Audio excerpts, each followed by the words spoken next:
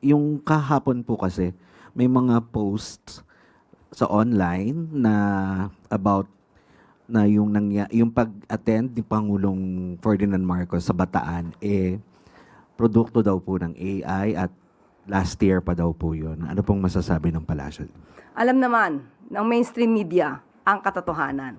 So tayo, yung mga matitino na taga-mainstream media, yung mga matitino na nasa social media, kayo na po ang magpatunay kung ang nakikita nila na ginagampanan na event o pinupuntahan ng Pangulo na event ay AI lamang o totoo.